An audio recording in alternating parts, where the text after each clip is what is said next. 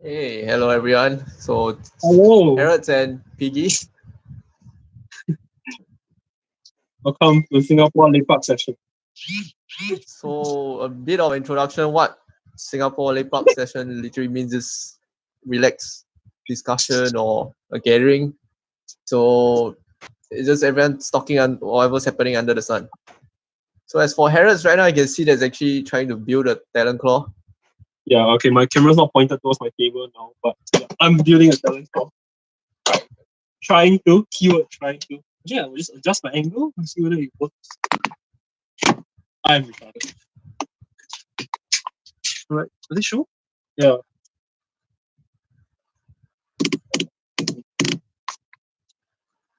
There we go.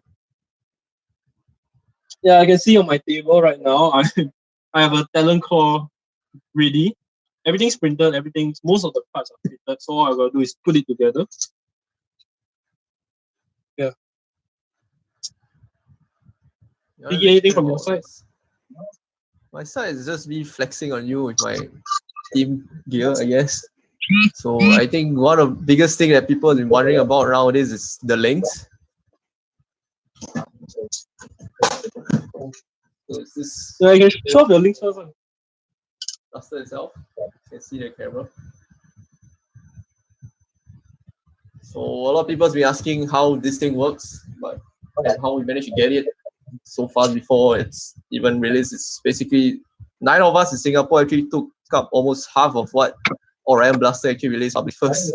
So sorry for that, but that's how it goes. Can I flex that I have 2 links? We should just finish up doing the TC. We have like an hour and a half. Okay, I'll flex later. So what Harrod's building his stuff, I'll probably scroll through the Facebook feed on the what's happening in the group. Right now, I'm just trying to find an O-ring that fits the barrel. Oh, there's another Team Blaster currently posted up by Arya Gautam. It's actually a Ben 10 Team Blaster. Amazing. Oh, that's cool.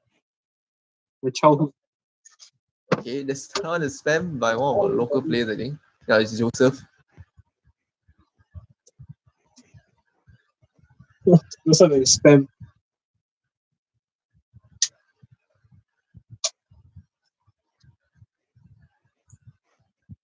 Yeah, that Harrod, so what other blaster have you been printing since you have a wall of 3D printer blaster in different colors? Oh, printed so many. I think I printed Talent Core ballpark. My hardware kit was just shipped. Talent Core ballpark. Whatever. My hard kit was just shipped out, so it would take me about a month before I can print it. Yeah. Okay. For me, well, I built this Griffon, but didn't even have a chance to use it in a game because of everything's happening in the area. Hopefully within 1 month the COVID thing blows over, I can use it. Hopefully.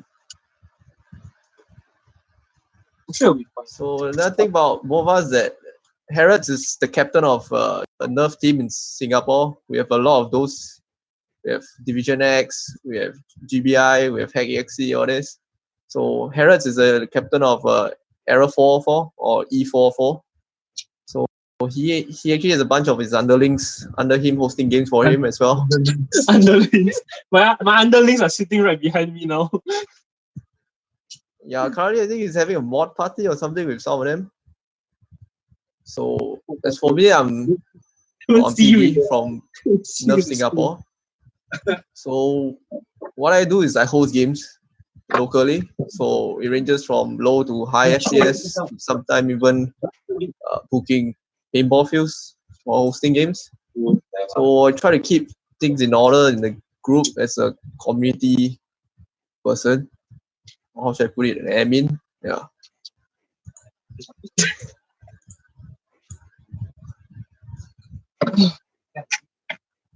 So as earlier during the previous stream, John actually showcased a few Nerf groups. So one of it is ours, and the other is Urban Tactical. So there's actually quite a bunch of different groups, even in a small country like Singapore, with much less Nerf players compared to other countries. So it's actually quite surprising to see there's so much traction ongoing with all the Nerf groups in Singapore. So which is pretty cool to see the hobby going past for like, I think 11 years. Right now, this is the 11th year already since I started this hobby, or since Nerf even started in Singapore. So, Harrods, when do you start? I started in like December of 2016. So I actually went to get a Strife modded by someone, and then he recommended me to go to Nerf Wars. So as soon as I attended my first, I realized it was quite fun. So I started doing research. I started doing research on the blasters, and then I accidentally bought a lot. I just have a huge collection of multiple Nerf blasters. How do you accidentally buy a long shot? This thing is so huge. It happens. Personally, for me, in actual fact, the first blaster that I bought was actually a long shot, since that was the biggest toy at the moment. But then I went with pistols like Mavericks instead, since I find it better suited in Singapore's conditions, such as since we play in local public parks or multi-story car parks as well. So actually, some of the Mavericks that I actually still do have all my Mavericks. So yeah, this is like the blue one. It's not really seen in Singapore, since by the time you get Nerf, it's already in the end strike yellow color. It's basically this. And after a while, they started releasing in different color themes. And my last used Maverick was actually a whiteout. So this is a whiteout. But now it became whiteout, but it's yellow now. So we can actually see it's been used so much. Yeah.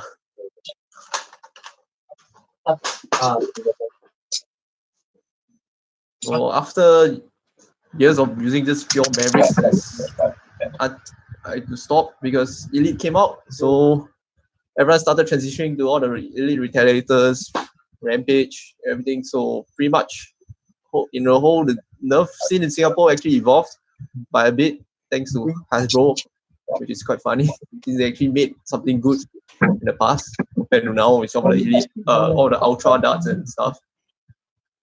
So next year will be how games are usually held here. So the way games are hosted in Singapore is actually quite free and easy, as per se, that we don't actually need to book a place exactly.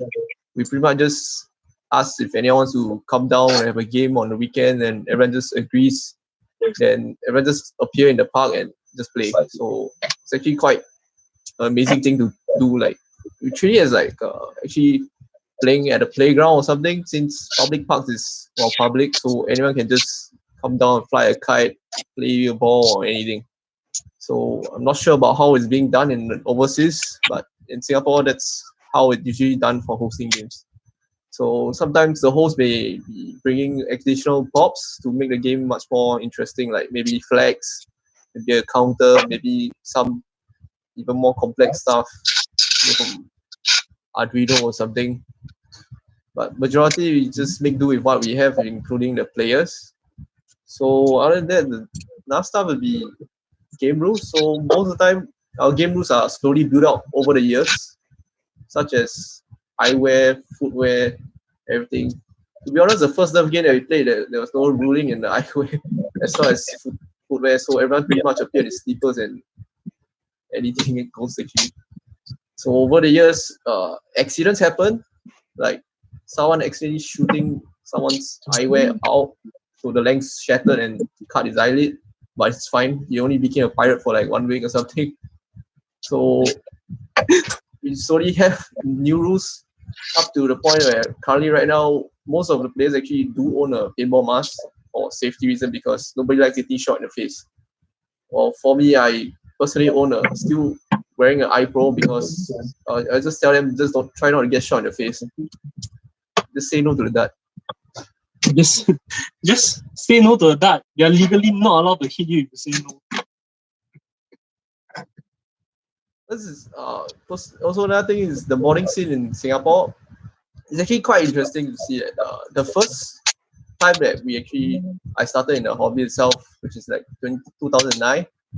The most overpowered blaster is actually just a night finder with additional rubber band tied to it. So we consider it as overpowered at the time. Until after a while, some of members actually managed to source springs. So people started adding different custom springs. So we don't have those McMaster spring unlike the US where they have all the K25, K26. Well, all we have is really we go by the kg, so it's like 8 kg spring, 10 kg spring. So throughout the years, we have people that made a lot of great stuff like SG Nerf. So he was one of the first few admins for the previous forums, which is called the Nerf SG. So he actually made a homemade as well called the R3L, which is it's based off the snap as well, so it's made of PVC pipes. Although right now in the current state, homemades are actually not allowed in games because of people can't confirm that whether you will build a blaster properly or if it's actually well made enough that it won't explode. So, but now with the advent of 3D printed blasters, technically that's a homemade. I don't know. So that's a gray area. But there are some issues with 3D print, meaning like people who first got a 3D printed blaster, they usually treat it as a actual Nerf product, meaning that they'll mishandle it or abusing it. So actually cause issues such as parts breaking and all this. So I think a general teaching on how to treat a 3D print item should be required or necessary, or at least being told to players how to handle it. Because we have players breaking blasters in very weird ways that nobody actually figured out. I think when I joined... Do you have any experience in 3D print blasters breaking? Yeah, some 3D print blasters, when I install a higher spring load, some of the parts that take more stress tend to break faster. And then some unlucky times when I print something and think that it won't break, it randomly breaks. And yeah, it's just shocking because it's kind of unpredictable. Most of the breakages and stuff, it depends on your printer and the print quality. Some printers have better adhesion between their layers, so it's not as likely to break. My prints, I think, are fine with occasional breakages because I suck. But yeah, but most of my 3D printer blasters haven't failed me too badly yet. In my own hands.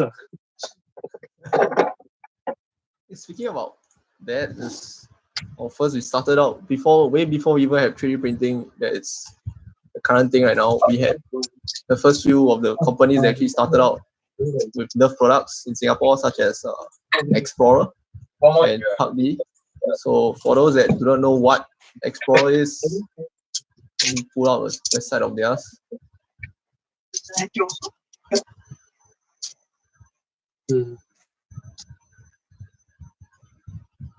So these guys are the guy that started out Nerf modding in whole general in terms of Nerf modified products.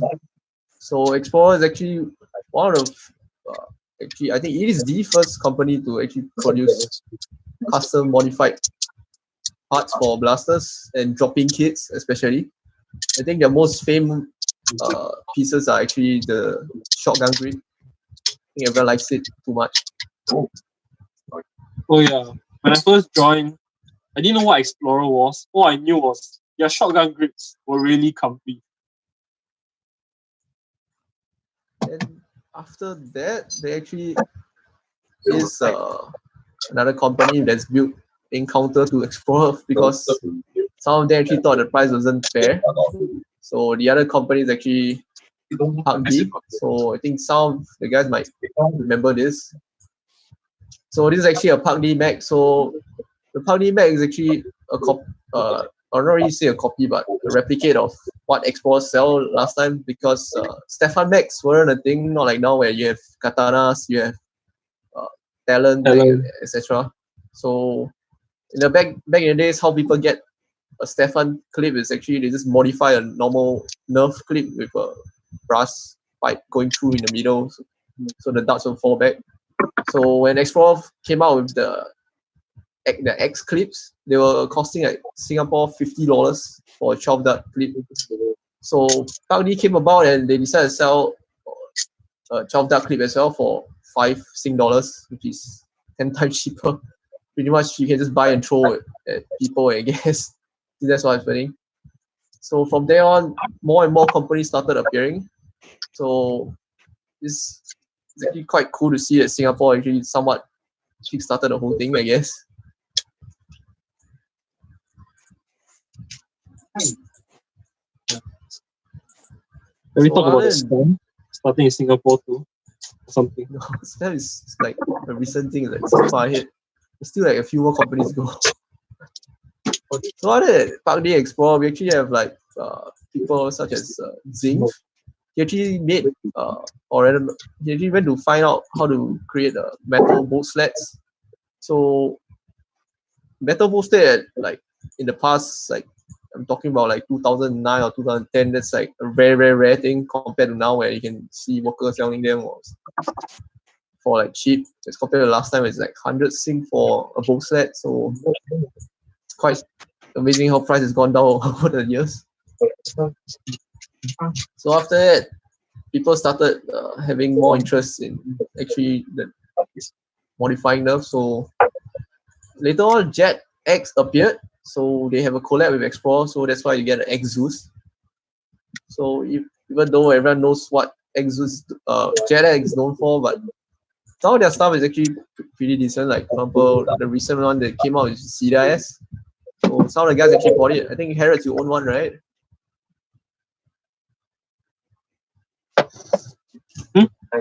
Harrods, do you own a CDS? Yeah, I own a Cedar S. I bought it at a pretty cheap price because it comes with the Alpha RT kit, a Zero, and obviously the Cedar shell. So compared to the original Cedar, the price for it was about, I think I bought it for $130. So it was like pretty worth for me. Its performance out of the box is about 150 FPS. I honestly not a big fan of Jet Blaster's product because the Alpha kit was, when I was still using long shots, the Alpha kit was just not strong enough for the spring loads that I like, and the Exhaust shell was too small. So when the Cedar came out, I wasn't too hyped for it either. But when the Cedar S came out, I saw the price tag, I saw the internals. I was excited for it, so I bought it, and I used it for one game. But midway through that round, the padding inside came out, so it was unusable until I went to repair it. So unless I have no choice, I would probably only use it as a backup blaster. So after Jet, so some of us went on like started having a few famous names such as Psych, who does reviews for blasters as well as game videos. So I'm pretty sure all of you thinking like, where did Psych go? Well, Psych right now is still alive. So next will be like also Gavin Fuzzy. So Gavin right now he's busy with his university, which is pretty much cancelled thanks to the virus. So here's the plug for his page. So for those that doesn't know what Gavin Fuzzy does, is basically he makes the most famous one, which is his spam.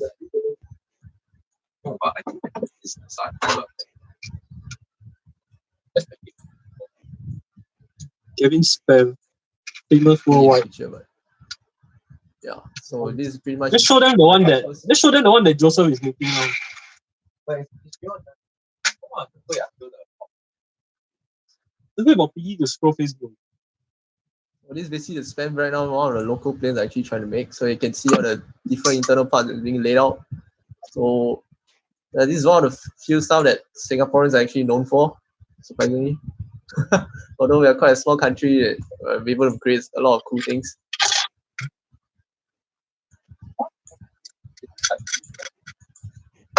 So another thing is that everyone might probably known of or heard of is Flechette. So Flechette Spectra, he actually made quite a lot of designs online on Thingiverse for free for people to use, such as the easy brass bridge for a long shot or his scar barrels. Yeah, I think those are the two most famous designs he has now. So this guy. His scars are used, but almost, not almost, it's like by most of the Singaporeans with their own 3D printers. And then any long shot brass bridge done, basically using his easy brass bridge. So you can see he actually got quite a lot of different designs for anyone to print out to use. So his most popular one is probably the scar barrel, since pretty much a lot of players in Singapore. Take over my screen, right? Yeah, hijack my screen to show off. It's the same color. It's the same color. Show off a stand. He's bad. He went through a trouble of hydro. So like shout out for Gary. Yeah, shout out to Gary. It's about the same. Well, I mean, speaking about this, here's a plug for Error 404. Plug for Error 404. Yeah. How do I find the page?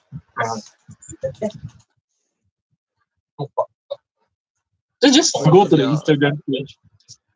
These are amateur sports team, from what the Amateur. Facebook When we made the page, the options were like, what is this page? There's like a sports team. They're like amateur or pro or like what? And I was like, amateur?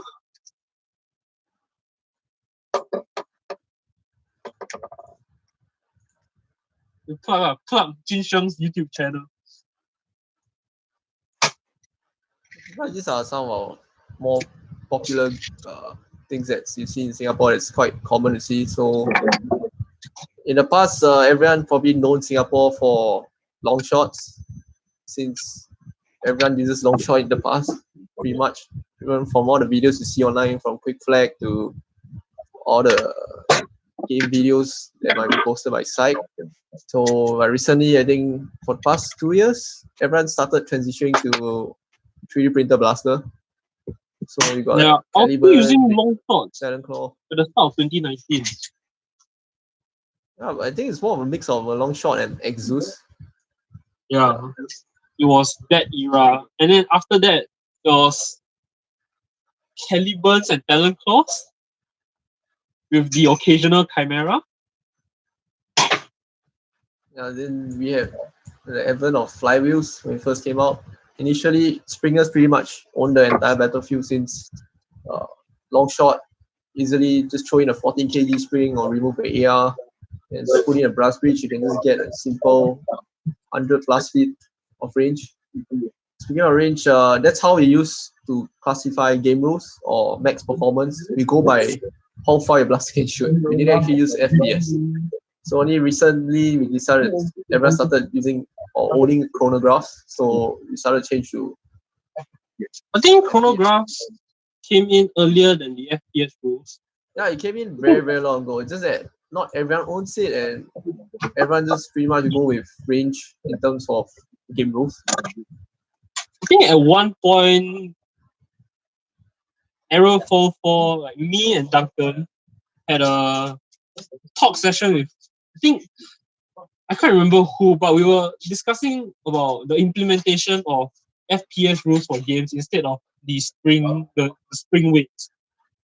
So at 404, we actually did the FPS rules first, because our main concern was cloning every single player's blasters would take a long time. But due to the nature of Singaporean players being late for almost every event, that didn't make a difference. We had enough time to clone it and set up before the first game even started.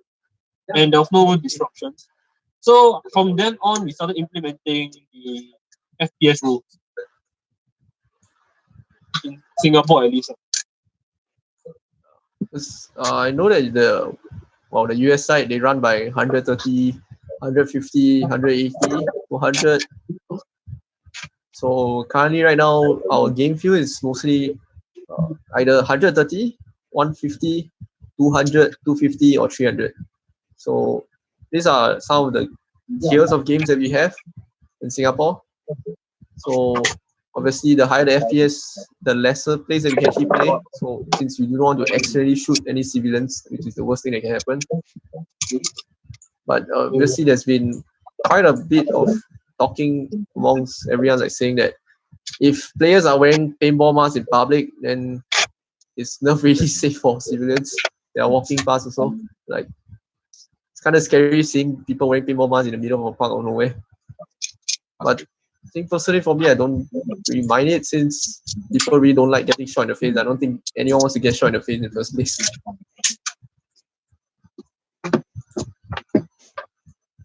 Guys, do you have any stories to tell of your Nerf games?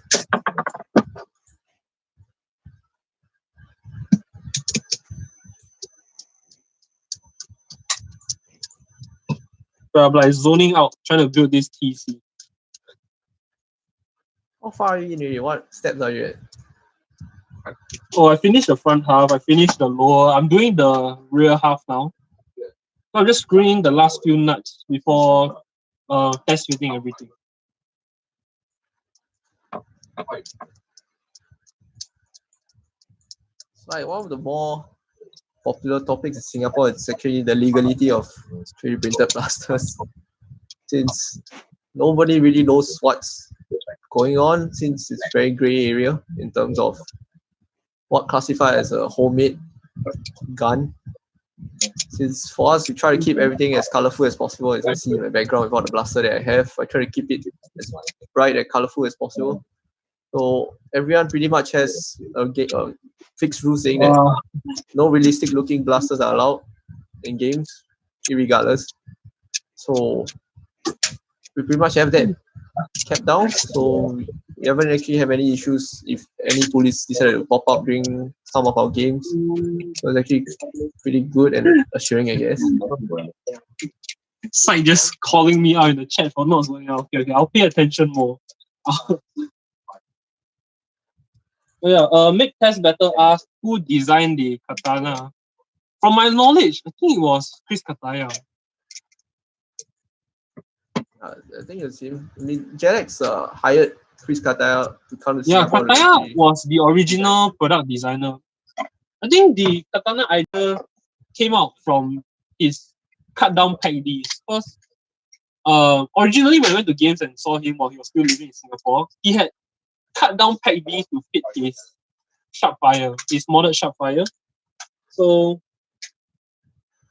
and after he joined Jet to make the as a product designer, he came out with a katana. So I think he's the first one. He's the one who designed the katana, but I'm not sure if there was any other background stuff going on. So, yeah.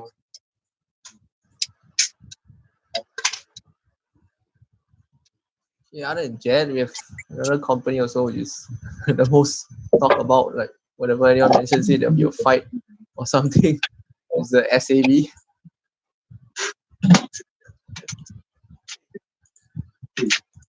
Pull out the website.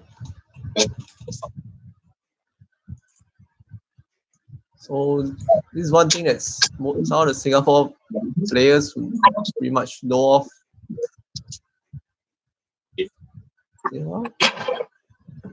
Yes, which is SAB itself. So originally they started off with a very caliber look-alike, but then later on they started branching off to their metal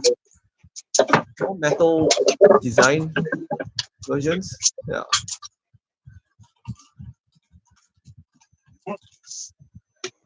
So to be honest, the blasters actually are pretty good since they look really solid. For example, their most recent ones is just a truck. So most people in the States probably won't know this since it's mostly circulating in Singapore. And most of the users are Singaporeans, of course, since it's SAB. As for the performance and The specs, I know at least they can hit 300 FPS, but that's all that I know. Since everything about them is top secret. But some of the key features of their blasters that compared to other or most 3D printer blasters that they actually use incorporation of metal parts or like such as a linear bearing, you can see over here, as well as a fully CNC metal priming grid. So pretty much just means it's stable. If you go to their Instagram page now, they actually just came out with a full metal SAB construct.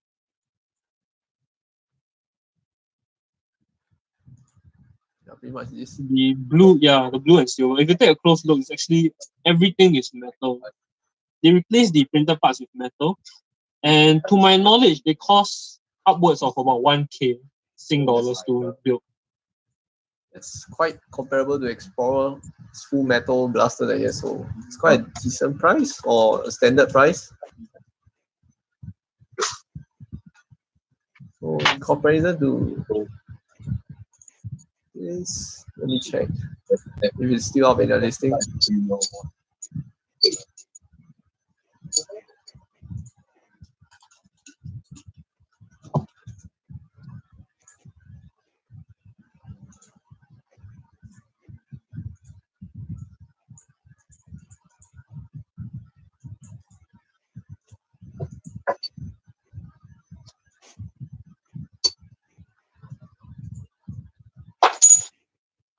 So it's pretty much this. So this thing also costs 1K plus. Yeah, it's full metal and everything. Since we're on the topic of Explorer and their prices, I'm just gonna throw in a funny story right now. When I first started, after the first game, I was quite interested in joining Nerf. So I went to take a look. I went to Google search Nerf mods or modded Nerf, and the first page that came out was Explorer. I think in the start of 2017, Worker wasn't all that famous yet. So the most well-known Nerf brand at the time was Explorer. I actually opened up their page and I saw the prices of the blasters there, 3,000. Now I was actually debating whether I still wanted to get into this hobby. And then after talking to a few people, I realized Explorer's prices are just way too much and there are cheaper alternatives. True. Explorer itself is really one of the first few things you think of back in the day, since they are literally the only company that does kits at the point of time. So, and 3D printing was still very, very new. So not many people actually are able to produce a similar product. So Site actually asks, what are our thoughts about the FDL3? I think you should ban it for games because it's too powered. So we actually have a FDL player in Singapore, one of the only few FDLs in Singapore especially. So everyone's pretty much known him for using FDL, since that's pretty much the thing he brings to games, and he pretty much carries a Mac full of them. Try and find a photo of him. Are we talking about John? He's the only guy at FDL. Who else are we talking about? I mean, there's okay, yeah. John carries a lot of talent max on his loadout. Yeah, where's John? Oh,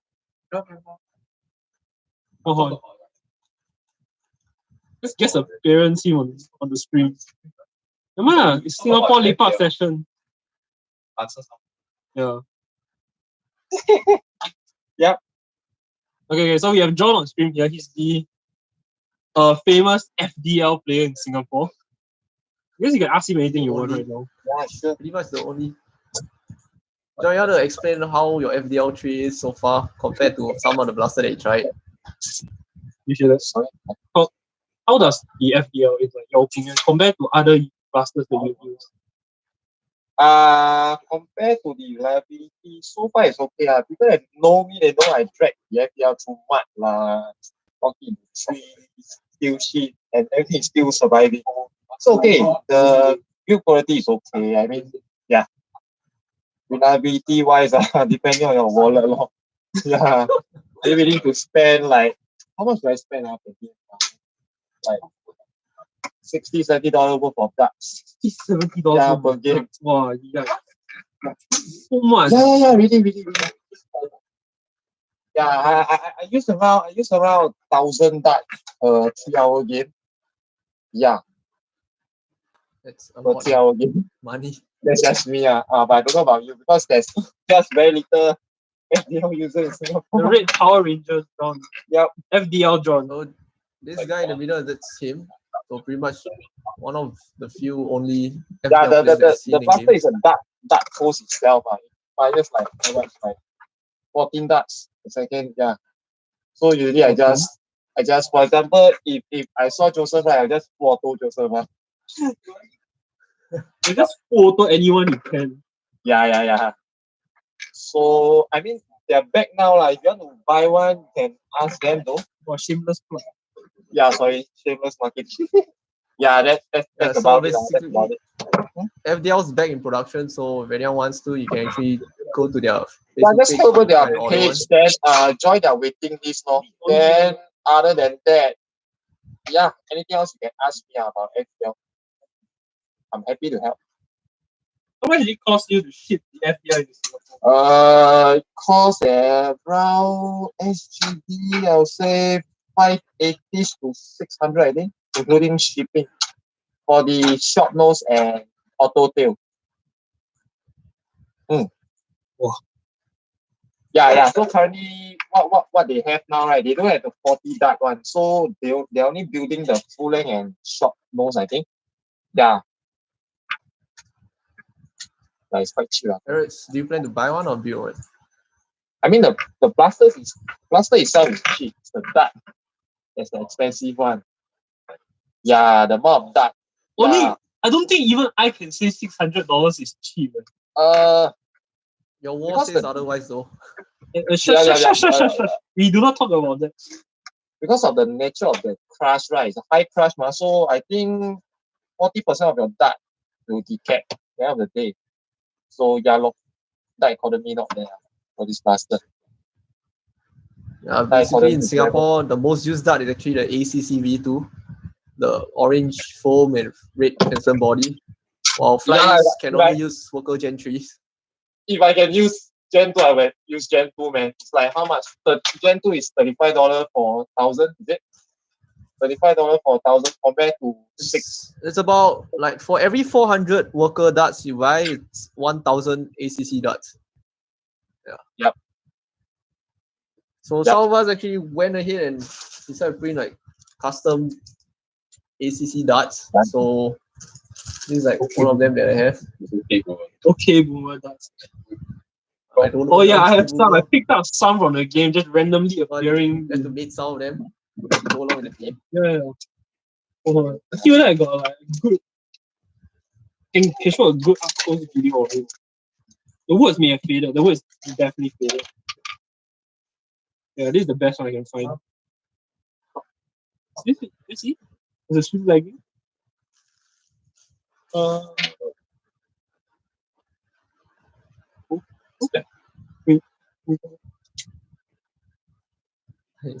Wait, I cannot. Yeah. Okay, boomer darts. Very nice. As you want to talk about game modes, like your new dart point game mode.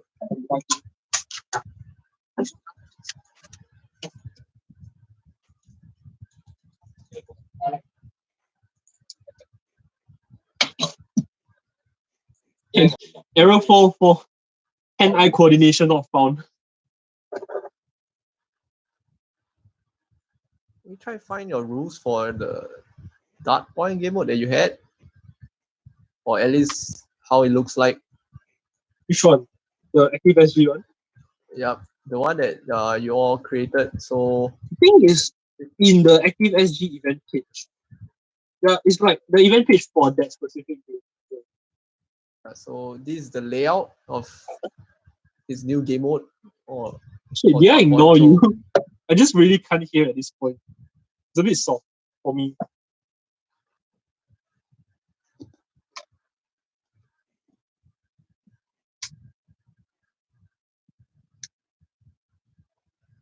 So recently, Harrods or Arrow 44, they did a collaboration with one of a Singapore organization, which is Sports Hub, which is in charge of all the sports activity in Singapore. So he managed to get a place to host a game mode called Dark Point, where you can see the image over there in the stream. Basically, it's a asymmetrical or symmetrical layout, diagonally, so players can't cross.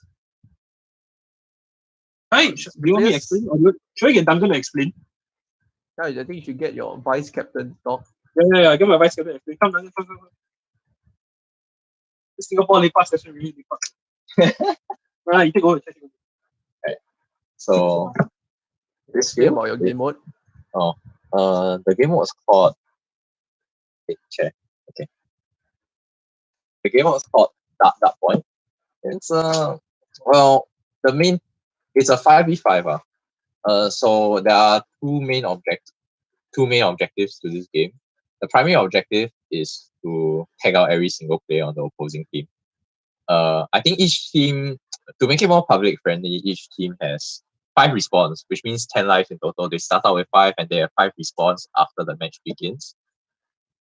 Yeah, then the first objective is just to tag out every single player on it. The secondary objective, if you look at those hollow points in the middle of the playing field, right? Yeah, that one. Then there's a corresponding one on the opposite side of the field. Those are called point targets. So they're basically hollow cylinders like barrels or nettings that you can shoot into. So if you shoot a dart into an opposing team's dart point, you earn 1 point. So at the end of the time limit, which is 4 minutes, if both teams on the field have an equal number of players left alive, discounting respawn. So let's say if both teams still have 5 players alive, then but each one team has 2 respawns and another team has 4 remaining, we still count it as 5 players on the field on each side. So if that's the scenario after 4 minutes, we start counting the amount of darts or rival balls or whatever ammunition is thrown out that's in the respective point targets. Then the team with more points win. The main caveat of this game mode is that to make it more player friendly, so we don't want to encourage melee or close range tags or just shooting around covers blindly. There's a diagonal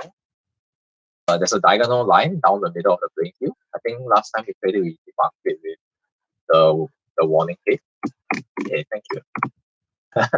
Yeah. We demarked it with warning tape so that no players will be tempted to, jump over it. So it makes the playing boundary super obvious. I think the playing field is designed such that you can't really camp in one particular place. But as you advance upwards, it's easier to shoot into a point target. So that's the main consideration for a playing field. If players stand back and do nothing, you're not contributing to a secondary objective. So in a way, the playing field tries to encourage you to be more active, but without, pushing too far, or else it confuse newer players. During that game that you guys first hosted did anyone actually score points into the dart bins? Oh, there was actually 2 darts that we found in the darts bin, but due to the last time we played, right, I think the game was a bit flawed the other time. Yeah, we set the gameplay areas too small, so that ends up, even if after we set the FPS cap to 150, there were a lot of darts just flying across the entire field.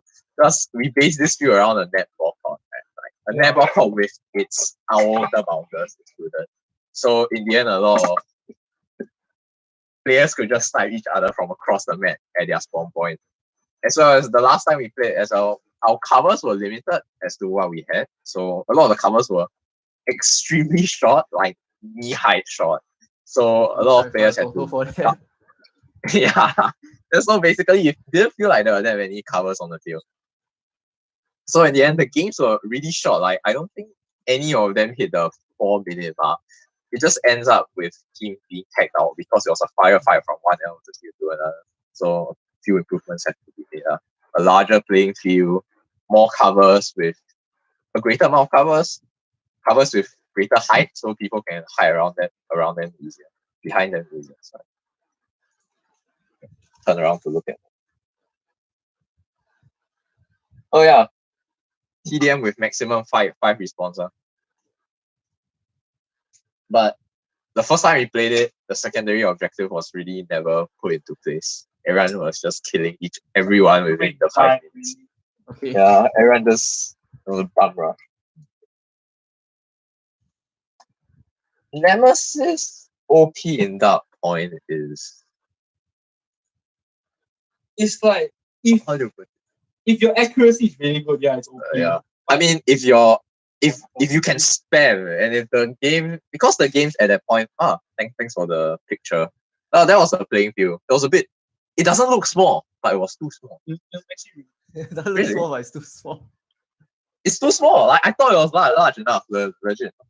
Like when we were doing up the field, like 1 hour before the game, it was pretty big. But then as soon as the game started, we realized how small it actually was. Yeah, it looked fine. Like, oh, that's a pretty far distance. Then the darts started flying from one end to another. Even out of bounds and hitting some players on the side. They were like, oh no. Oh no, The Nemesis I'm is in trouble. its OP is definitely subjective, I would say.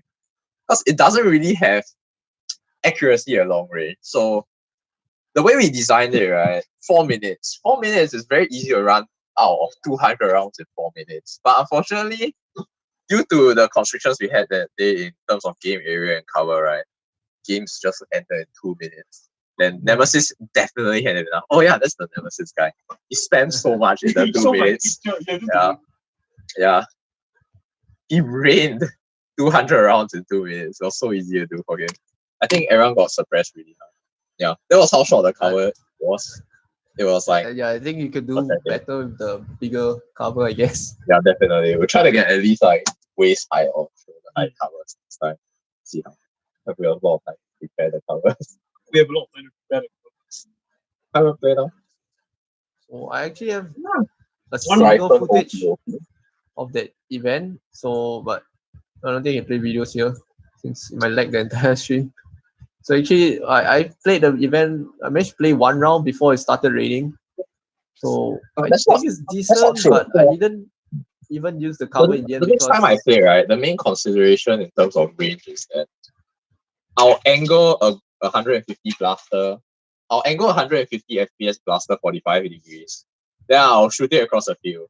Then that distance, right, will be the distance of 150 FPS Stephen blaster across the field. And that distance will be the distance I set from the first line of covers to the opposing team's first line of covers.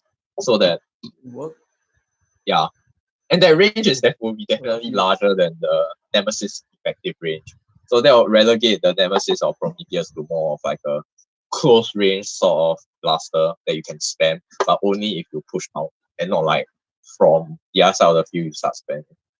Yeah, that will also make it such that games last longer because the first line of covers is more effective at that range because you can just barely reach the first line of covers. So only when players push up and try to take the objectives that you can start tagging out people efficiently. Wait, Duncan, do you have any like ideas on how games are played in Singapore? Like, what's your take on that? Like, do you find it? Right. Oh, Piggy really damn soft. Can you repeat the question? Like, what do you find about Singapore's gameplay in the sense, like, in terms of how people play Nerf generally? Oh, that's an extremely broad topic. okay, so Like, what do you find out? What do you find that's good? What do I find good? Good is, how do you put it? The diversity of blasters Singapore have is pretty intense. Like, we have a lot of different types of blasters. Nowadays, 2 years ago, if you went to a game, you would only see long shot. But pretty much. now there are so many different blasters. Yeah. We have the Talon Claw Bullpup. We got Lynx. We have the I think we have some chimeras appearing. Yeah. We got Calibans, we got the normal Talon Claws, Mm. and different variations of Talon Claws. We got Stripes, we got Prophecies, we got Swordfish. Yeah. So like, there's every single kind of blaster that appears now, regardless of the FPS units. Yeah, exactly. Last time it's very rare to find someone like 2 years ago, 3 years ago. It's very rare to find someone that's not using a long shot or prophecy. It's either a long shot or prophecy. And if you're starting, I'll use a stripe. Yeah. Yeah, but nowadays, how do you put it? 2 years ago, we see any new blaster, and then we're like, wow, someone brought something that's not a long shot to a game. Yeah. But nowadays, we see a long shot, we're like, wow, someone still uses a long shot. Yeah, someone's still using a long shot. It's really changed. I've been enjoying the variety of blasters quite a lot recently. Fun change. Yeah, it's fun. I think it's more of a matter of the game modes being played. Game So- of speed. We can like shamelessly plug our own game modes into a game post, right? I think there's been discussion on game modes, Yeah. like in the previous segment. But I think the staple game modes, especially Urban Tactical, they are really good at hosting kill confirm game modes and like TDM game modes. Yeah, but those are the game modes that are tried and tested and true, and they work and everyone enjoys them. We can't say much about other game modes, but for Arrow 4, we tend to host game modes which are more objective based. Yeah. Because we don't want players who come with maybe stock blasters to be at a disadvantage.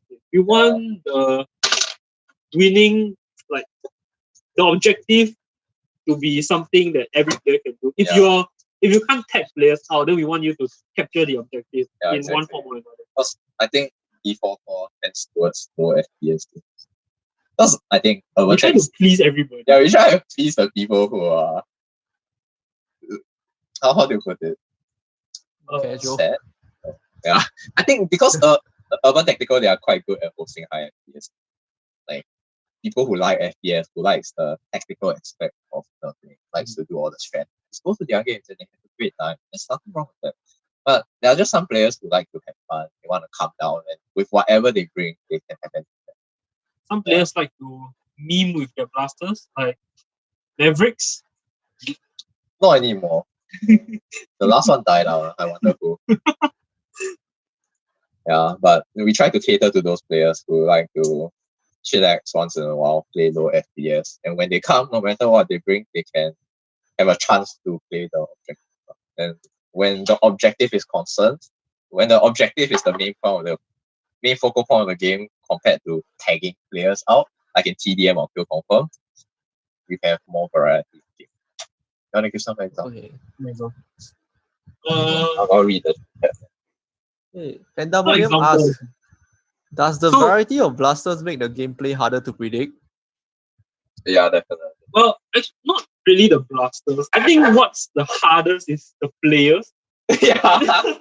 There are some game modes I where find the it blasters matter, and there are Yeah. some game modes where the players matter. So we have a game mode called Flood, which is basically capture the point but with little plastic cones. We have a 10-minute timer, and the team that captures 2 out of 3 or 3 out of 5 of the cups by the end of the 10-minute timer will win. Yeah. So that's an objective-based game mode, and for that one, the blaster matters quite a bit because if your blasters hit harder or more accurate, you can tag out people or like, defend the point better. And then there are other game modes like VIP, where you have to get a VIP to their final location, where the players matter because some players will try and sneak around the map, others will run straight through and hope not to get hit. And that's the game mode where the players matter more than the blasters. Yeah, but I think it's quite fun trying to balance the game. I think when we make game modes, we always have to think about. I am thinking more about, is this game mode player proof than is this game mode blaster proof? Yeah, there's a lot of things we say with blasters. Like sometimes you see an analysis and it just owns the field. shit, that guy is scary, right? Yeah. But sometimes we see a nemesis and it barely touches anyone, then we're like, haha, nemesis. Yeah, so most of the time it's planning around players. Like, if there's an important objective in play, we make sure that a game host is always able to regulate that specific objective so that players do the correct thing. Okay, that's interesting. Because for me, I host it based on Jerry, so confirm gets pretty messy. how many people are actually attending the game instead of. I mean, in Singapore itself, it's small enough that we have regular players and not so much of younger players that does very weird things during games, such as like they'll just run out and get tagged and then. I mean, that perform doesn't or just something. limit to the younger players. Yeah, I've seen experienced players do that. As for team markers, right? I think Jerry said. Sometimes for will most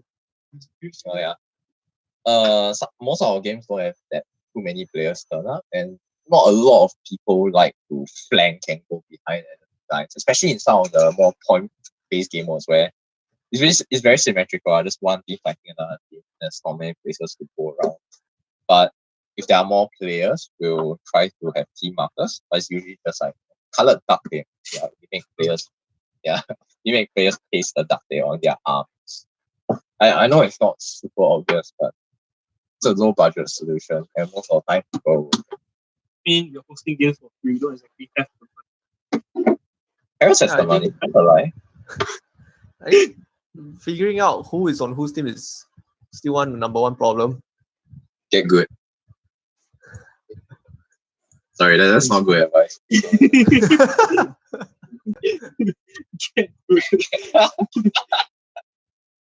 I mean, do know like- that some of the messier game modes which involve you tagging someone and the guy will turn to your team and then. vice Oh, versa. yeah. That's definitely very, very I don't messy. like those game modes. I guess the only advice we can give regarding this is just shoot everybody. If they're shooting at you, they must be an enemy. Sure. Personally, what do you do to players that just don't follow rules? What do I do to players that don't follow rules? Yes, they don't follow rules. I think we had some cases before. Because some, We got like, I think the rule most broken at 4-4 games are no full black blasters, and then people come with like full black prophecies, but they're like translucent black, so we close one. But Prophecy has an orange trigger. Like, whatever. There are some cases where we really make them find colorful tape, then we tape out their blasters. then regarding game rules, like when we see people not calling kids, we usually tell them to just sit out for one game, and like Very rarely we do that. very rarely. I think most of the time We trust the players, honestly. we try to trust the players. Most of the time, we try to, how do you put it? We try to stop these things from even happening just by good gameplay. Like, there was one time we had a game mode that was defend the hill in a MSCP, a roof garden in WLMP. Then the rule for the defending team was that they had 2 respawns. And they respawn after they get tagged out, they hold up their hand, they count to 10 seconds, they respawn whenever they want. That was one of the last times we ever did it. At least for me. Because some players they had infinite response, they gave themselves infinite response. It was not like players didn't follow the rules. It's more like they didn't know the rules because they weren't paying attention. They weren't paying attention during the start. Then they were like, I thought I can just go back base respawn. So from then onwards, we try to make the game as brainless as possible. Yeah. Like, every respawn, it's really obvious you have to go back to base. You can't just like give players the benefit of doubt when it comes to important things like respawn, So, like, capture of points. I think I tweaked the rules in a recent game. It was more of your medic having to tap you on the shoulder for 15 seconds and then bring you back, and then you will go back to the base to respawn on your own, but most players weren't used to the rules, so a bit of a standoff. Friendly fire really isn't an issue. Like, if you get friendly fire, right, it's an issue between both of you. Usually, after you get shot, the first thing you'll do is look around to see who shot you. If it's if you really don't know who shot you, and it's getting shot from a direction that is like not the enemy, then we'll give it the benefit of the doubt that it's accidental friendly fire. Yeah. If it's friendly fire, right, I'm very unlikely for friendly fire to have a direct impact in the conflict. Like, unless like the person who got friendly fire is already engaged. Yeah. Then most of the time friendly fire is just accidental, like hot shots. Then the players involved in friendly fire will just turn to each other, they'll like nag for a bit, then they'll go back to play. So most of the time it's not a big deal. Like if I see players getting friendly fire, right, unless someone complains, I won't go up to the person who got friendly fire and ask him to go respawn or give any special instructions. I just trust the players to resolve them by themselves. Because it doesn't have a game effect. If it does, then I have to step before it's there. Most of the time it'll just be like, okay, depending on the situation, I'll either ask them to continue on or the player who got friendly fire to go back. I think they mentioned in the previous segment that players prefer to play over hosting. So at our game specifically, the hosts are usually just me and Duncan, or if the game was a like warm up, it's usually just either one of us hosting. So we have a lot of things to keep track of. So like maybe the objective, the time limit, checking whether players really did tag each other out. And then only until someone calls us over, we will handle the situation. Yeah. Most of our effort is around our game modes is directed into the objective, which is the most important part. We like to make sure that the objective is carried out properly and correctly, so that the game modes actually is played out properly, and the game balance is there. Then while we're at it, we try to keep track of tags, we try to keep track of whether players are doing the correct things in terms of response. But all the nitty-gritty details, like that guy's blind firing, the guy friendly fire at me. We trust the players to set the fire. I guess blind firing isn't too bad of an issue because I know that's an issue in Airsoft. No, Airsoft, they take that very seriously because their blasters. Theirs are higher FPS, but for ours, our maximum is 300, which is still weaker than the Airsoft pistol. So we don't really care for blind firing. Maybe if you the only thing we don't like about blind firing is that once you blind fire, you won't know whether you hit the person or not. Yeah. I think you don't want to be on the other end of the blind fire. Like after getting hit, the guy's still shooting at you because he can't see you. Yeah, that'll suck. Yeah. But I think most of the time you just go like, I'm hit, stop shooting me. Most cases are few, like far and few between. So I don't really find. Personally, I think that people would just play the game and hopefully have an honor system. Because usually for the games that I have, it's mostly I play as well, even though I'm the host. So That's true. Much. I just that way it's 3 to 5 times the best of TV. They carry a lot more best. So when you get hit by one, especially in an unprotected area, feels really bad. But then again, 300 FPS blasters are rare, even for the ups. So Smiling. We're quite hardcore. Smiling Cube said our dart weight is about 3 to 5 times that of Airsoft. Just like I thought it was more actually. I thought it was more. I thought it was a lot more. I was expecting at least 10 times. I know our darts are only 9 grams for Stephens and about 12 grams for Stingray. I think BBs are 3 grams. Denser. I have no idea. I don't play Airsoft. I can't play Airsoft. Why in Singapore? Hey, Emner, just because you're correct doesn't mean you're right. Yeah, I want to call people. What's this? I think for me in games itself, I see players frustrated in terms of people not playing according to how they think the game will be, which I think is one of the main mindset that people think nerf is or playing the nerf is. So it's just I don't get it. Like, why would you expect people to play the game as how you want it to go? Because that would never ever happen unless everyone is into it or everyone pre-agreed that everyone should do a certain thing or not do a certain thing. Then I can understand that. But appearing up in community games and expecting total strangers to follow your commands is Yeah. Not my thing. That mostly happens in more competitive. Oh, I won't say competitive, tactical. Yeah, in more tactical games where you try to make a storyline, try to expect players to work as a team. Like Z Town. Yeah. Was that Oh, Jack? yeah, speaking of Z-Town. You want to share your experience in Z-Town? Z Town, fuck Go Faction. Hey, Oh, yeah, hey, on stream. hey, stream that. Oh, stream shit. that. It's your stream. Demonetized. Oh, crap. Okay, so it's sorry what happened to Harrods is that? Yeah. So what happened? So they hosted Z Town Asia in Singapore, right? And what happened was there was this group of, well, I guess it was VIP players. They told us it was VIP players where they talked. They said just because it's not in the rules, like just because it never say can means can in their own words. Yeah. So I think both of us were the victims of it. Yeah. Yeah, we were both victims of it. So like They apparently there was this, those people paid to be have special abilities. So they paid extra to play Z Town with they special were the abilities. pay to win. They were the bounty hunters.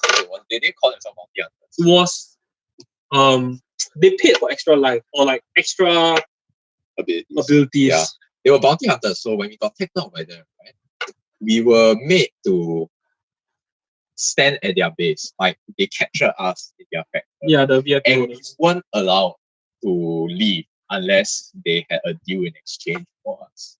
So basically, we weren't playing the game, which was already kind of, it feels bad. Yeah. But then the players there, right, they decided to do whatever they wanted with us. They tried to bend the rules, saying that the rules didn't specify. Yeah. So they tried to take our gear, our blasters, our mags. And obviously we didn't want that because it was a really chaotic sort of event and anything could happen and we didn't want. For me, it was not too much about them taking my blaster. It was more of I have a blue E80, it's rare, please don't touch. Yeah. I was just I had mags that I liked, so it wasn't the mags that was like perfect. It looked really cool. And I didn't just want strangers running off with it after the event was over. But they were really forceful. Alright. Forceful was like putting it nicely. Yeah. So to answer Pandemonium, yes, they were the VIP holders. They got the extra dog tag and the specialist card. So I think they were all shoved into Go faction because Go means win. Yeah. Yeah. So what happened was because we were marshals, we could still contact the marshal team to handle this. Both of us were playing that round. We were marshals in another round, but we were playing for that round. So we still had contacts with the marshals and we clarified the rules that they were not allowed to do it. Yeah. But I think both I got quite aggravated personally. They also got quite aggravated, but in the end, sue them, cause bodily harm. They were quite violent. For females, they were quite violent. That's sexist. That's sexist. Demonetized already. Demonetized. Oh, shit. So for those that don't know, the Nerf community in Singapore is actually involved in helping out for Z-Town SG last year. So some of us are actually part of the marshals. The pictures, none of them will know me in it. Because you weren't walking around. Pretty much know the inside and out of what's happening. Like the unfortunate Harrods that got kidnapped and his blasters taken away, stuff. So it was more, their own words were held hostage. But okay, like, I'll close one eye. Held hostage was one of the missions, but taking the blasters from the players were against the rules. Yeah, terrified. Can't take gear and stuff. Blaster PG. I guess it was okay because like it was the first Z-Town game in SG. We weren't expecting all the players to know what was going on anyway. Yeah, actually, honestly, a lot of players didn't really understand. Yeah. But they just grew along with it. Normal people, not nerfers, per se. Yeah, normal people, the public. The actual public this time. Yeah, we're not normal, we're nerfers. VIPs on these were saying that they were. Yeah, there was a lot of things that happened during Z-Town, but it was a first time thing, so not too bad for first game. Actually, VIP zombies, right? It's just people who sign up to be zombies. There was nothing such as VIP zombies. It was just volunteer starting zombies. And the only zombies which were invincible, right, was the bosses. They were basically paid actors that were brought in by Z-Town to be the called zombies. Everyone else who started as zombies didn't have special powers. The special powers was honestly a miscommunication between SG and the zombie bunch of players. They were trying to end the game fast. Yeah, so they spread out some information that obviously when like they didn't communicate it properly. Yeah. So yeah, that was an issue. But that wasn't players trying to cheat. That was miscommunication. Yeah, they pretty much thought that anyone that's dressed up or in costume is basically the boss zombie. But boss zombie actually has headbands. Oh yeah. Somewhere. Yeah. Okay, the 3 hours into a game. Singaporeans lazy. 3 hours into a game. 3 hours into a game, everyone who gets tagged out as a player. That's like feels bad. Yeah, feels bad. Moment don't want to play already. Then even though they are registered as a zombie, they just leave. Or they just sit down and don't do anything and they just watch the party going on. So it's like there's so many zombies in the app, but there are so few zombies here. Yeah. That's for the second session, the night session. Yeah. Yeah, that was the second session. I volunteered to be on the zombies, the starting zombies in that night session. My legs were really tired after. I think people had different experiences in Z Town. For me, it was quite fun since I would literally manage to do a lot of funny stuff, such as running to the opposite team and somehow blend in with them and them not knowing. And I basically stole their objective all the way from one end of the stadium to the other end without anyone noticing. Piggy, you're just calling them dumb now, right? I didn't say the word. Unfiltered. So basically, I took this huge drum or tank across the entire of the indoor sports stadium without them noticing, which is quite hilarious at that point. And this is me basically. So basically, I tried to blend in with the blue team, I think. Yeah. So because my outfit was quite colorful, so I think they thought that I was part of their team or something. Oh yeah, that was one part during the round where the server just broke down, so that no one could get any updates through their Z-Town app, which was honestly quite important. It was quite crucial to how the game played out.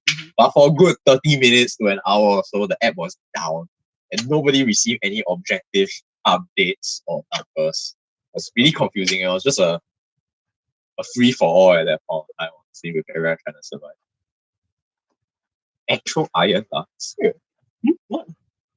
Yeah, those huge tanks are actually the iron lungs that people use medically. Oh. That sounds illegal. It's the SpongeBob thing. Iron lungs. Iron lungs is like you appear in SpongeBob at one point in time.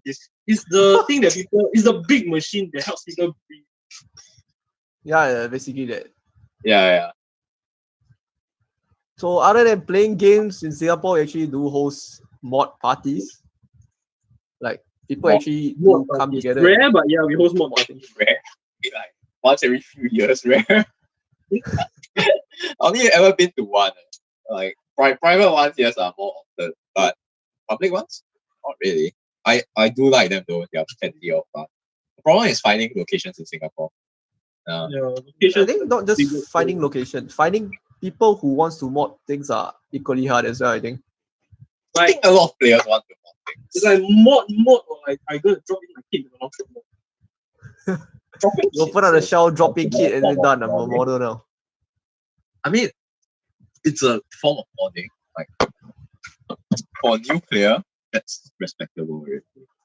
Even when let's say you want to go there and you don't want to do much, that's also respectable. It's easy, it's not stressful. Not stressful like this. So for our recent mod session, we held it in a local makerspace. So we actually had all the tools in the makerspace. So some of us only had to bring a few tools, not everything. Oh yeah.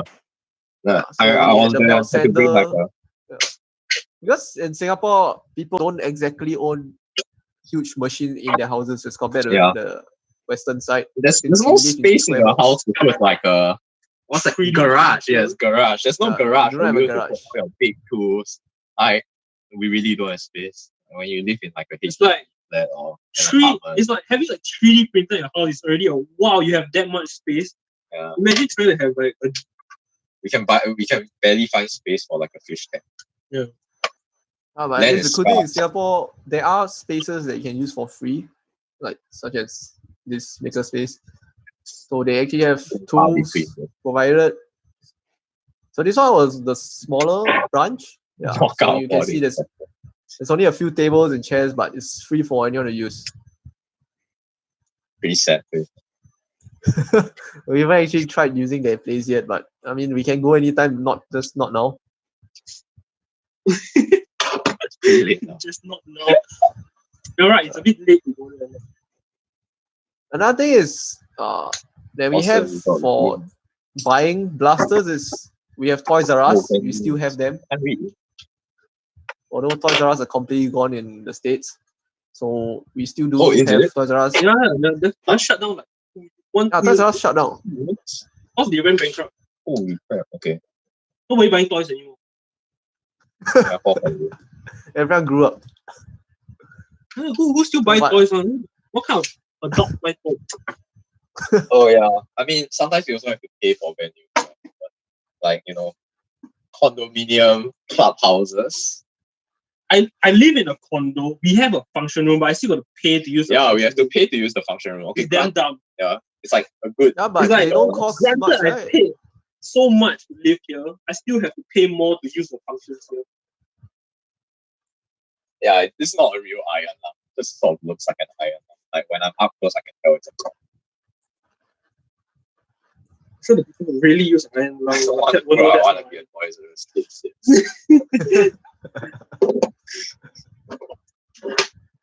Another thing recently that's coming out is probably the airsoft arena in Singapore.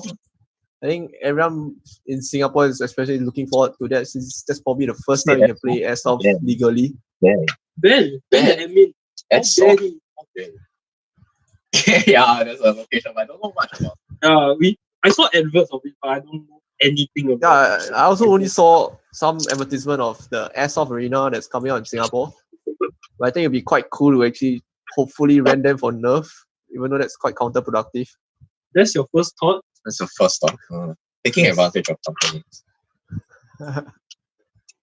No, but I want to try though. I'm willing to pay money to play airsoft at least once. Alright, see you around, Panda. Bye bye. Yeah, it's definitely delayed due to COVID. And we can't host Nerf Wars and airsoft arena. We can't even host normal Nerf now. Oh, I have to go back to being a normie. We're making a Isn't that what this demo entire right live stream is about? now. Who are you lying to? Can it cat? K25 too strong. Yeah. Then you cut my one. Bring out the demo. No. Another thing is we have our share of bootleg blasters. So all Bootleg? those, the Blaze Storm brands. I mean, Nerf blasters in toy stores. It's not just a problem now. It's like not even far back there were limited options from the lineup that were, how do you put it, effective, competitive. Yeah. Even like when 3D printed blasters were a thing, you could basically you choose between a Strife or a Locker and you get but you don't get anything else. Nowadays, you can still get a Strife or a Locker or like a retaliator. Yes, There's just more options. Yeah, which is good. I still think the cost I'll never price decide more options. the cost price for modding blasters compared to buying 3D printed blasters is actually still much more cheaper. Because even Yeah. for Talent Core, let's say it will cost about maybe 200 Sing dollars at least to actually get someone Especially to if make you one for don't own a 3D printer, that's the price really ramps up. For Toys R Us, it's especially Carousel. Yeah, you can get a Strife for $30 if you know how to. if you're lucky, you can get it for like 15. Yeah, Carousel is our local version of a Craigslist. Hero Hell. So Hell. Carousel, you get people lowballing you saying, "Can I get this for $350 in dread colors?"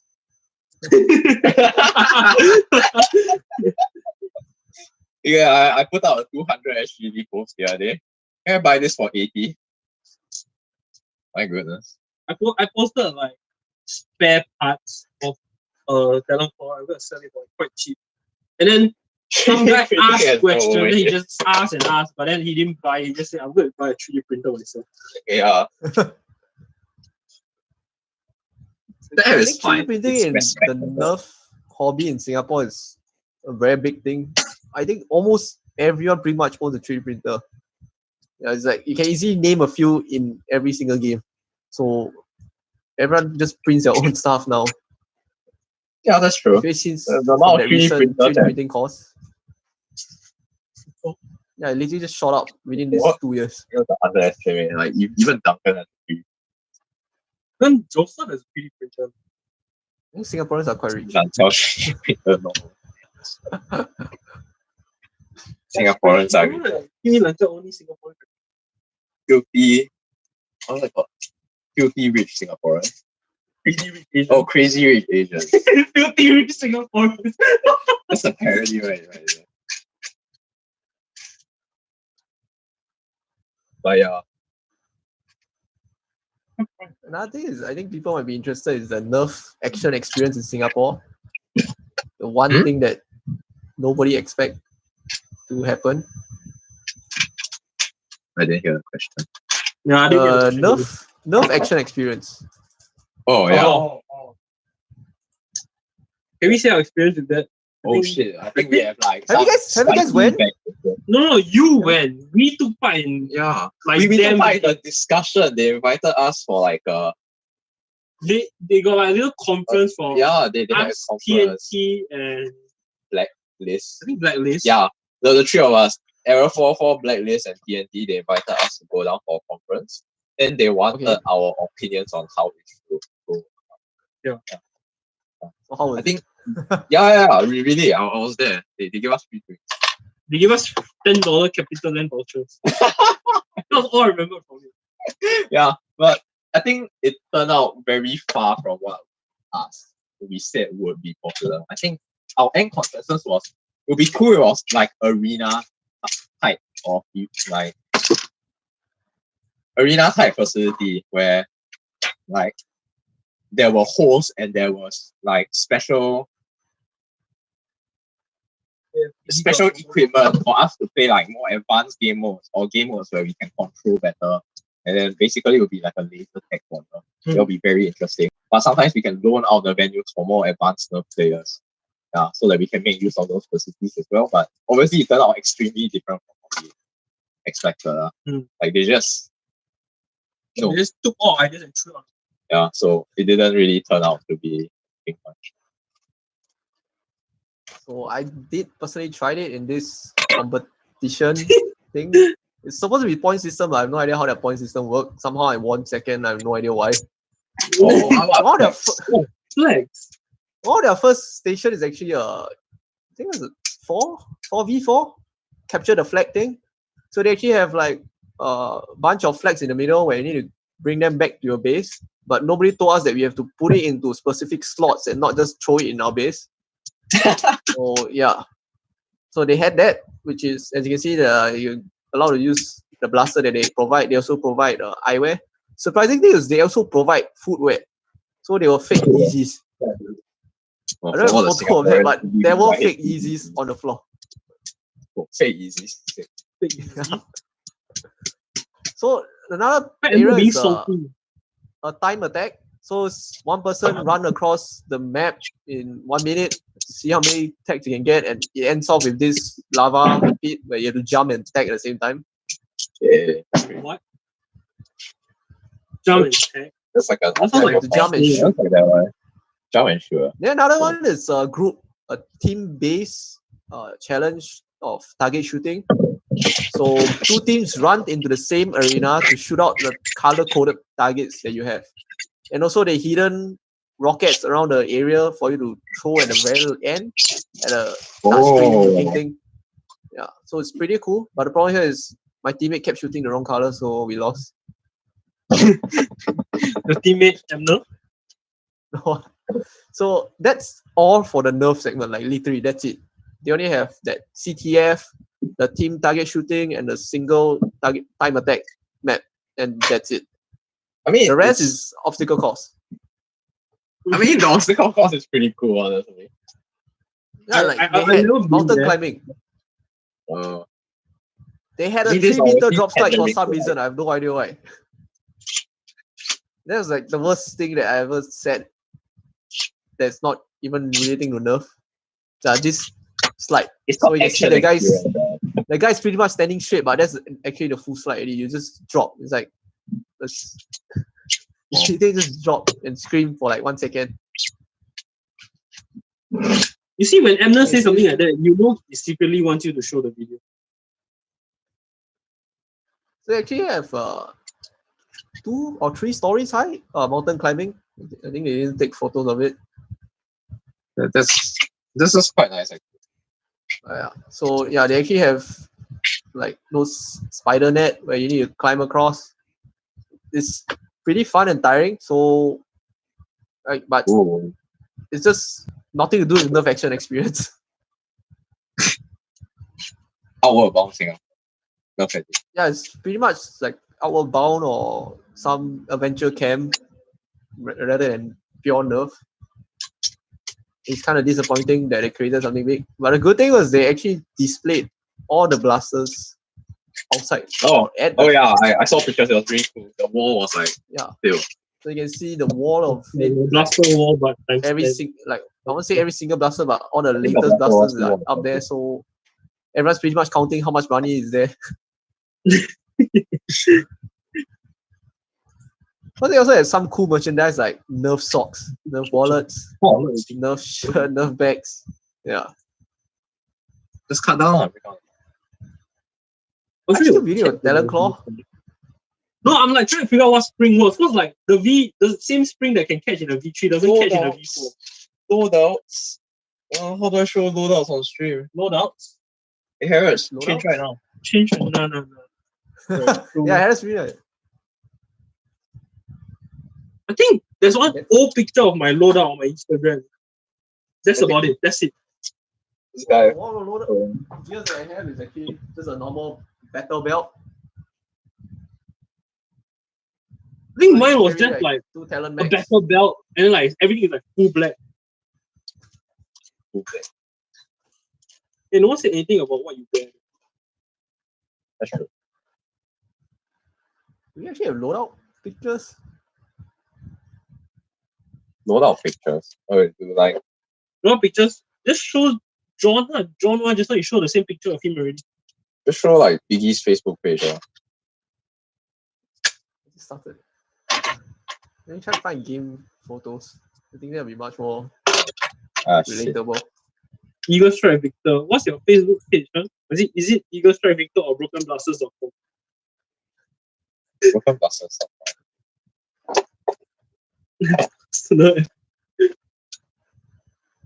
Video of loadouts. A group photo.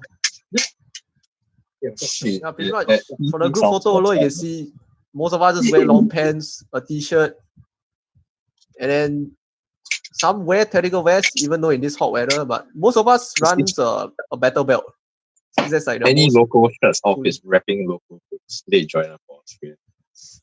Rapping, I think everyone has their favorites. everyone has their own. I think the cooler loadouts are ones from I think a couple of teams I can think of.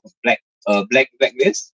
They generally have like really cool loadouts. I think based around quick black or like those paintballs or loadouts with masks, with all the hats. The tight fitting one. Duncan's into the mask-ish loadout. Yeah. So this is basically them. That. One of the Singapore teams. Yeah. And Blacklist, really cool people. Super nice. I think their blasters are really pretty as well. Yeah. One of the more aesthetic looking groups out there. I can They're really see nice how bright they are. Yeah. It's like, how do you put it? They're really like aggressively shaped gear, but they somehow manage to balance it out with really like bright and cute looking colors sometimes. Yeah. Pink? Yeah. Pink, yellow, red. Yeah. Really nice. Mine is just something like luggage belt. Already Daiso. Oh yeah, I even remember seeing someone made a cardboard loadout, like the entire tech vest made of cardboard. What was it called? Like the guy with the stripe, right? With the orange stripe. Yeah. Yeah, like a full cardboard chest rig. Oh shit. That was baller. Isn't that just John before his vest? Oh, that was another guy. Group patches. Some of the groups actually made patches. Yeah. Group patches. Oh yeah, there are group patches. I think Urban Tactical does patches. North Singapore has a patch or two. I have. Wait, let me find it. Oh, shameless plug coming in. Let me see. Where's the E44 patch? E44 patch. I don't know who is the one in charge. Yeah, who are? You can see for Blacklist, they have their own patch. It's Black X. That was the Nerf 10th anniversary patch.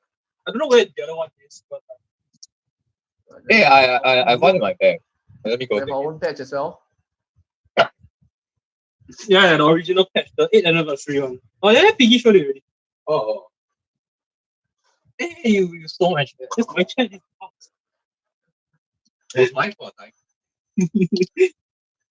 think patches in Singapore is not really a big thing, especially for Nerf communities. Most people go for shirts. Yeah. I think a lot we of don't people have prefer many shirts. companies or distributors here. Jet blasters. I mean, we It'll take 4 years to come out with a patch. So we don't have a jet blasters patch. Yeah. So it's like we would like to get other people's patches. Well, we have to ship them. We're gonna try. No, no. I just built this. Stickers. because we had But- some. But people like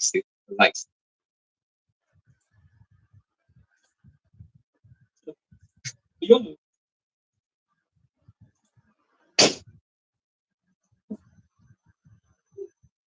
Wow, people not worth it.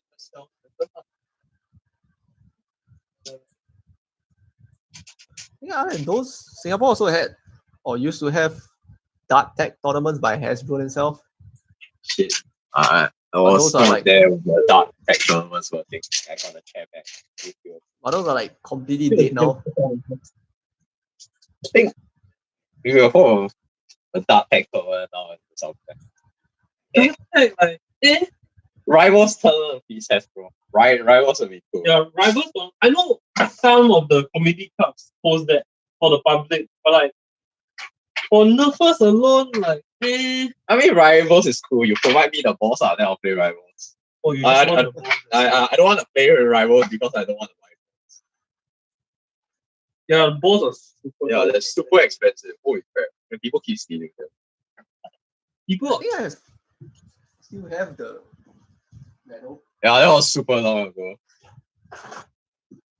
But I remember looking at videos of them and thinking, oh, they were really cool. The people who were playing were Basically really this up.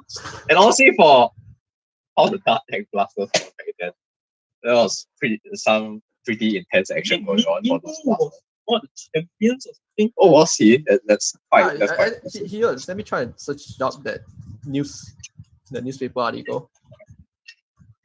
Quick 16. Don't get me started on the. Oh, what's the one called? The one that is going from the side. Right? The big one was called Quick 16. The smaller one was called. I don't know. I never focused on that. It was just like I saw that and I'm like, Oh, there was a Snapfire. The Snapfire was fantastic. I had a Snapfire. I really love the Snapfire.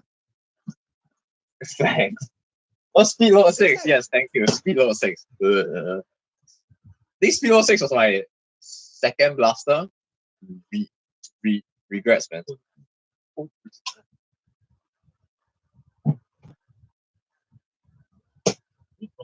Oh yeah, the new unreleased smaller version of Rivals. smaller version of rival. Oh, yeah. The 50 cal rival. Oh, my goodness. I'm interested for that. It will be a hell the to pick balls up. were But little I go don't want to missing, dart that sweep. I don't want to do that sweep for 50 caliber rival. It just be everywhere. What the heck? Like, you know, the rival in grass. Imagine they were like 4 times smaller. Like, I cannot. I cannot. Yeah. But it does sound really interesting. But the problem with having 50 cal rivals is that in order for it to get range, because it's so small, you have to make it denser. If you make it as similar density to the current rivals, right, you'll just float. You have like so much less range. So it has to be denser. And or if it's denser, I can't like see it being too safe. So I don't think the rounds will be too dense because after all, that isn't that I don't think that's marketed as a particularly competitive line. It's still in the elite series. So I have like it has potential, but I don't see too high hopes for it. Yeah. Plus like another form of ammo that Hasbro is probably gonna overprice it. Yeah, it'd probably be overpriced. Yeah. Overpriced everything. If you overprice, you win. Yeah. Got a way of saying push the stock FPS. I mean, it's quite possible to make it just a little bit denser and you'll get 70 feet, like 70 FPS out of the box. But then range will suffer because you can't angle it up and have it for like a dart type trajectory. Maybe it will be more CQB, what's it? I don't know. The rival I is still so wouldn't use rival, mainly because I need to buy an entirely different kind of ammunition and carry yeah, it's different like I have to magazines. buy like entirely new loadout for rival, right? Especially if I were to like rival magazine. If your main blaster is a rival blaster, then you won't have any problems. Just change all your whole lot of nemesis. Just sell all of these. Go out the window right now. You can do it. Ultra competition. Ultra. You mean the competition to see who can steal more $1.50 cards. I don't Maybe think Hasbro Hasbro will would ever want to start cater to the hobby the scene hobby since scene. they literally said no modding allowed. Unlikely, they're one of the few companies which are actively going out to try to stop people from making Yeah, I mean, their if blood they are seem supportive, you see more long shots now rather than all all the instead of weird like smart AR systems. like the zombie strike blaster with that vertically rotating drum. What's it called? Okay. When you have a nemesis, then rivals can be scary, really scary. Yeah, but personally, opinion me, I don't feel that rivals are that scary. Even if you have a nemesis. As long as the FPS cap is high enough. Let's say like FPS cap. Scary for me when I have a shield. It's only scary if you're locked in a room against a rival nemesis, and yeah. Yeah, like if you just turn the corner and it's there, you're like, oh shit, I shit. But I think at 150 FPS games, right now, flywheel blasters or springers that efficiently get 150 FPS with worker gentries or other steppers are easier to come by nowadays. Like it's easier to get a 3D printed blaster that does that instead of modding specifically for that FPS cap. So even at range, right? I really play at range, so my opinion could be biased, but I think it's quite easy to do with nemesis. But obviously that's with a pretty well-tuned blaster. I can see why people who like don't try to push their blasters that much through the nemesis is scary. Especially because when you think about modding a rival's blaster, is for nemesis you just rewire it and put a lipo in. Relatively straightforward compared to other modifications.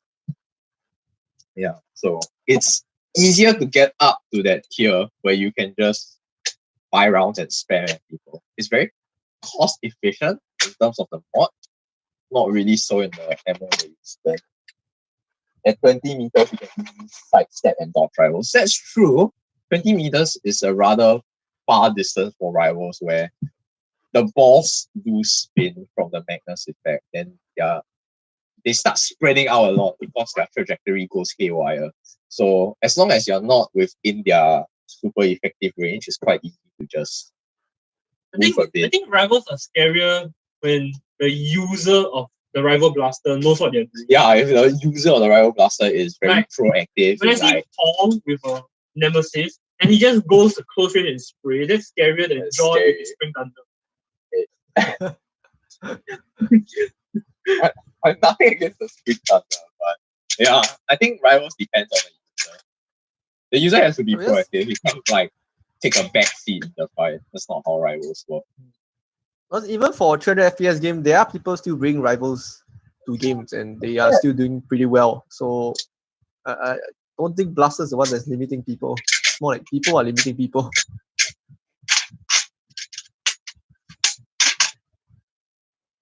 Confused first. Like some of our recent games, we also had people purely using melee as well. Melee. Oh, Yeah. melee is a meme, but it's quite scary when you pair with a shield. Yeah, like this. Yeah. Oh, that's the long boy right there. Is that Alan? Yeah, that's Alan. Yeah, so some I of our remember local he- developers actually he cable tied it. Yeah. He cable tied it to a rapid strike last time, right? Yeah. And I was like, It's like whatever new blaster he has, you just cable that and stop. yeah, at the front and see how long we can get. It's ridiculous.